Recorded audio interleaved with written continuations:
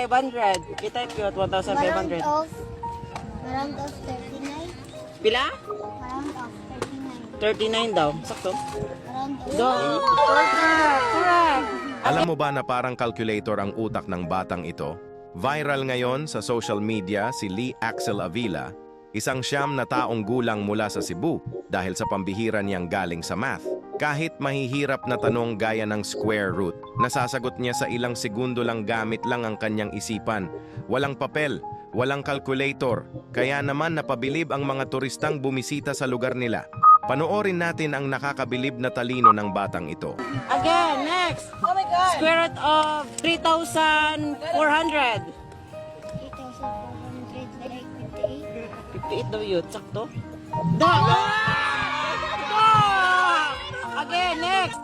Square root of 6,050.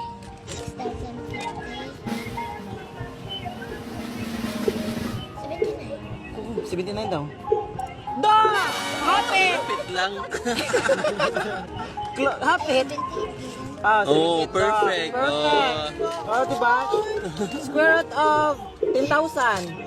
10,000. Look, 100 equals 100. 100 daw. Sakto. Ano? Again, correct. Perfect. Square root of Like, 402. 20 point something. Pero dili siya ma-round off. Perfect. Correct. Square root of amazing. 160. Ma-round off 13. 13 daw. Ma-round off. Correct. Dahil sa pag-viral ng batang si Lee Axel Avila, hindi rin napigilang subukan siya mismo ni Governor Gwen Garcia ng Cebu. Binigyan siya ng ilang tanong tungkol sa math at sa gulat ng lahat, pati ng gobernadora, nasagot niya lahat ito ng tama. Kita sa mukha ni Governor Gwen ang paghanga sa husay ng bata, talagang pambihira ang talino ni Lee Axel. Panoorin natin. Isa may bright ninyo, Bel. Ako, na-viral ako. At saka, square root?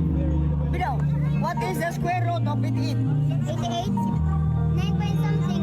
Di man siya perfect square. Ha? 9 Unsa na kang grade? Unsa panganin? Anak ko sa Isa ikay first honor sa inyong class. Pero anong, habaw naman ka square root?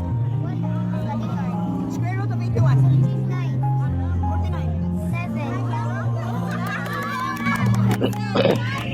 Square root of 125?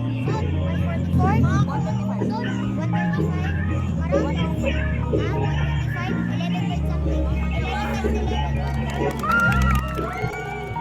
Napahanga na lang si Governor Gwen Garcia sa talino ni Lee Axel pagdating sa square root.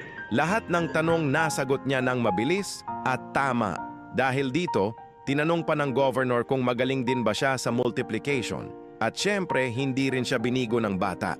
Tinesting siya at mabilis din niyang nasagot ang mga tanong.